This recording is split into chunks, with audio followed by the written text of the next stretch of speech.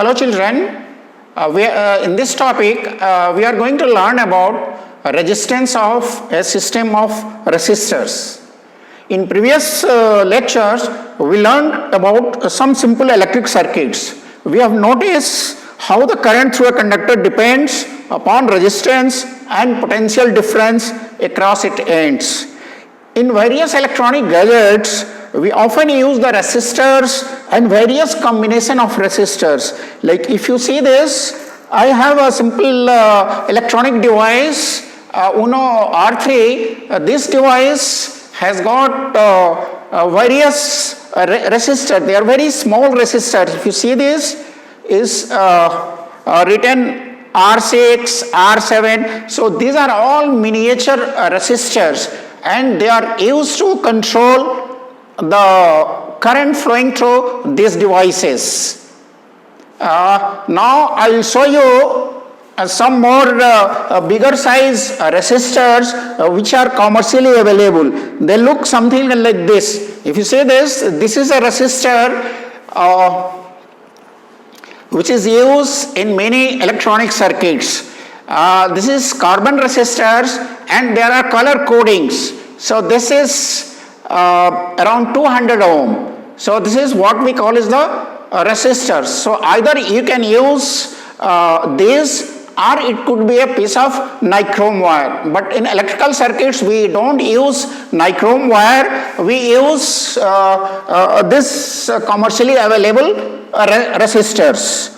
So we know that we intend to see how Ohm's law can be applied for a combination of resistors. So the objective of today's class is to analyze current flowing through a circuit consisting of various combination of resistors in series and parallel, and to solve numerical problems on combination of resistors. So basically there are three methods. There are two methods in joining two resistors. They are called in series and resistor in parallel. So what is the meaning of series? If I have got two resistors, if I join them end to end, it becomes a series. Like if you see in this, we have got three resistors, R1, R2 and R3. So they are connected end to end. Like if you see this, I have got the same two resistors.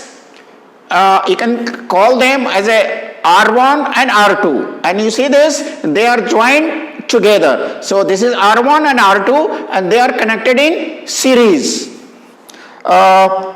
Similarly, you can add on any number of resistors, because in the circuit there are three resistors, R1, R2 and R3. Similarly, we can have a parallel resistors in parallel. So it will look something like this. You have seen this, three resistors, their ends, all three resistors, their ends are connected. So one end of each wire is joined here, and the other end of both, all the three is joined here. Like you can see this, I have combined two resistors in parallel. You see this is R1 and R2, and both the ends are joined together. So this is called parallel combination of resistors. Now we will do the analysis. First we will do the analysis of resistors in series, followed by resistor in parallel. So the question we are going to answer is, what happens to the current when resistors are connected in series? Is there any change in the current flowing through the circuit? What will be their equivalent resistance? Can I replace more than one resistance connected in series by one resistance, what we call is the equivalent resistance? And let us understand this with an activity. So the activity what I am going to demonstrate is, I will be joining three resistors, R1, R2, R3 in series, and as you see, I will plug the key and the current will start flowing. So what we are going to do is, we will make the circuit like this, and first we will measure the current flowing through the circuit. Then what I'll do is we'll measure the potential drop across R1, R2 and R3, and then we'll measure the potential difference across X and Y, that is the ends of the three resistors, and we'll see what is the relation. And the next what we'll be doing is we'll put the meter at different location, and I'll be demonstrating you whether the current is same. If I put the meter here or here or here, is the current flowing through the circuit is same. So we'll find out through the experiment. Now you will say that yeah, all the current flowing through the circuit is same, but you should not believe your physics teacher unless the activity or the experiment is demonstrated. Nobody is going to believe. So let us go and see what happens to the circuit. So what you have to do is copy these steps in your journal, so that when I demonstrate you the activity, it will be very clear. So let us go and see through the activity.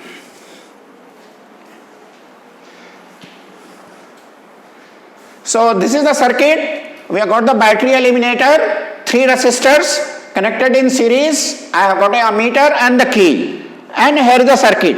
You see this battery eliminator. So we are going to give 10 volt, and these are three different wires which you have already seen, nichrome wires. So this is R1, this is R2, and this is R3. So first let us measure the potential drop across these wires. Okay, so I'll be measuring the potential drop across this X and Y. So let us see what happens. So here we go. I put the switch on, and let us measure the potential drop. So I'll be using a digital voltmeter. I'll not be using the analog voltmeter because it takes more time. So here is a digital multimeter, and I have selected the volt, and I will measure the voltage across the combination of three resistors.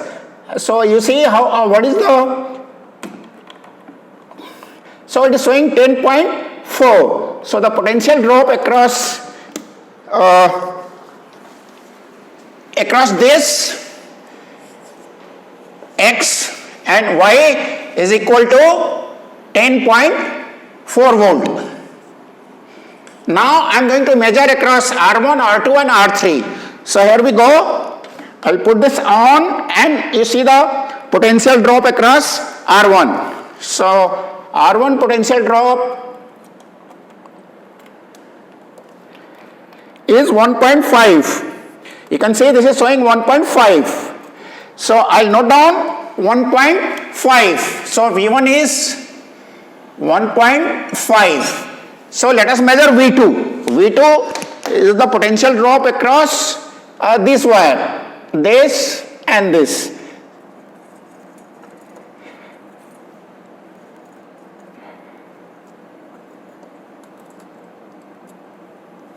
So it is showing 6.4. 6.4. It is showing 6.4, and now let us so note down this reading 6.4. And now let us measure the potential drop across R3. That is what we call is the V3. So the potential drop across this, you can see 1.66 or 65. So this is 1.65. So you see this V1, V2 and V3, and V was 10.4. So you add this together. So it becomes 7.9. 7.9 plus 1.65. So approximately it will be 7.9 plus 1.65.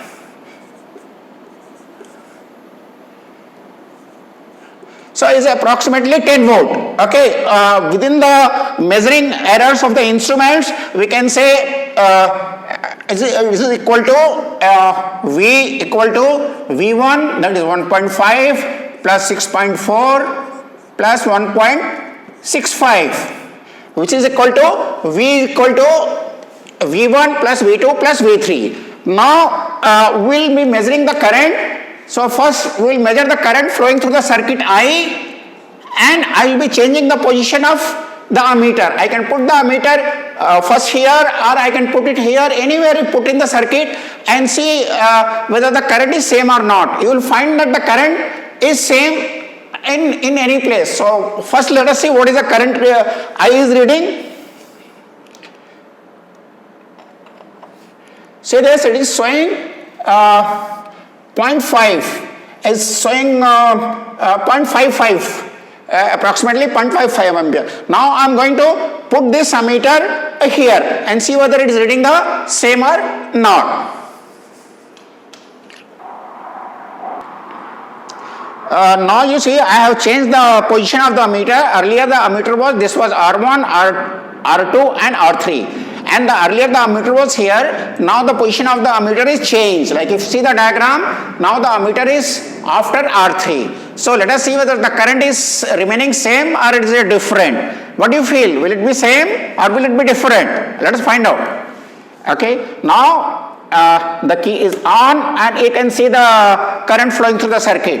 Is it same 0.5 ampere or is it different? It's 0.5 ampere. So I is same. Anywhere I put the ammeter, the current remains same. So now let us do the analysis of a series circuit. The combination of resistors in series. So if you see this, for this in your book it is shown that we have to use the analog meter, but here we have used the digital multimeter for measuring the voltage. So if in your lab digital multimeter is not available, we can use analog multimeter, the results will be same. So what did you observe? We have seen that the V1 was 1.5 volt, V2 was 6.4 volt and V3 1.6 volt. And the V, that is the potential drop across the combination of resistors, was equal to the potential drop across each resistor. So I can say in series V equal to V1, V2 plus V3. And we have seen that the current was same. In the series circuit, same current is flowing through the complete circuit. So I can write in a mathematical equation, I will just say V equal to V1 plus V2 plus V3. And since the current is same in all the three resistors, we can apply the Ohm's law. So what does the Ohm's law say?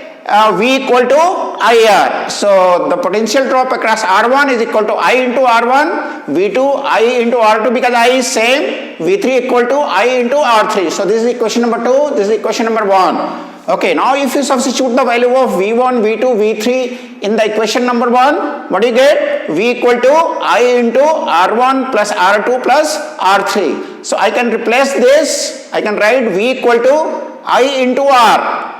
Isn't it? So where R is R1 plus R2 plus R3. So what does it imply? It implies that if we connect RS equal to R1 plus R2 plus R3. So I can replace all the three resistors R1, R2, R3 by a equivalent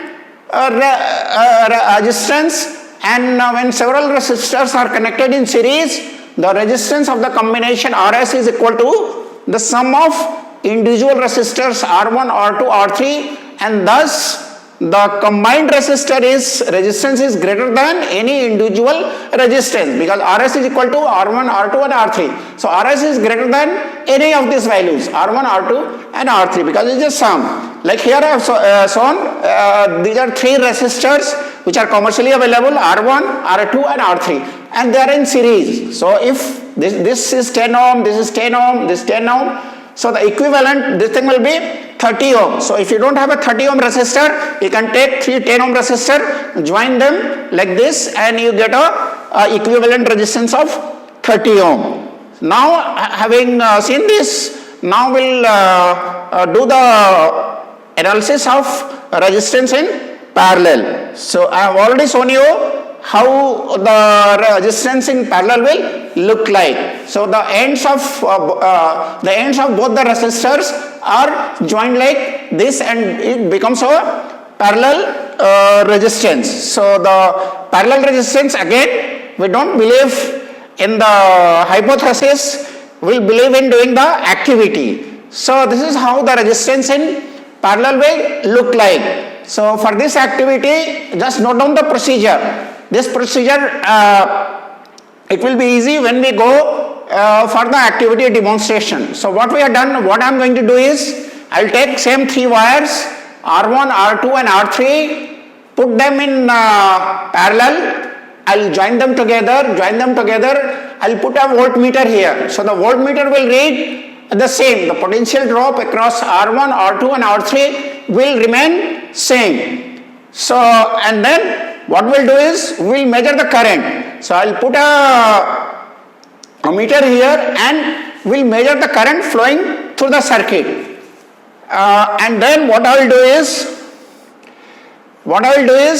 I will remove the ammeter and put the ammeter across this. So I will be measuring the current flowing through the resistors R1, that is I1. Then I will take this ammeter and measure the current flowing through resistor R2 and then R3. So I will be measuring I1, I2 and I3 and see what is the relation between I. So this is I and is getting divided into 3 branches.